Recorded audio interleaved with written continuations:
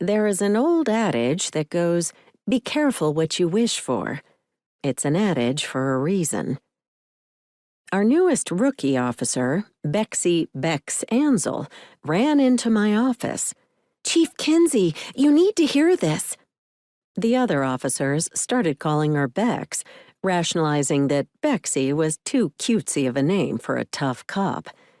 I had full confidence in the young witch. Her skills as a police officer were as impressive as her magic. "What's up?" I responded, eager for something mildly interesting to break up the morning. Her perky nose twitched. "There's trouble out at the Junkyard Dog." Junkyard Dog, an ironic name since the last owner, Clayton Driver, had been a cat shifter, was down a rough gravel road on the Mary County line. The location also made it a perfect spot for criminal activity. Half the property was on Lister, the county that bordered ours, which made it a nightmare for law enforcement, considering jurisdiction was always in question. Still, it had been closed and unoccupied for 8 years.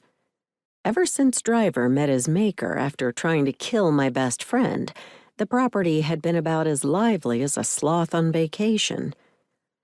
Less eagerly, I asked, "What kind of trouble?"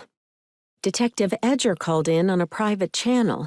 He says there is a large group of unknown and dangerous-looking shifters with what looks like moving trucks heading to the Junkyard Dog," Bex answered, looking flustered. I frowned. Patrick Edger, a weremongoose I had appointed the head of special investigations, had his nose and ears to the ground in Paradise Falls. If he said the group was unknown and dangerous, I believed him. I got up and moved to the front of my desk. Not good.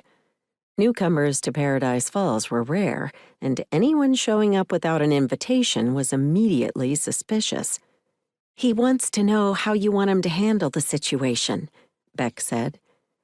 My first impulse was to send a patrol car to investigate the strangers, but shifters could be unpredictable when challenged, even when you knew them well.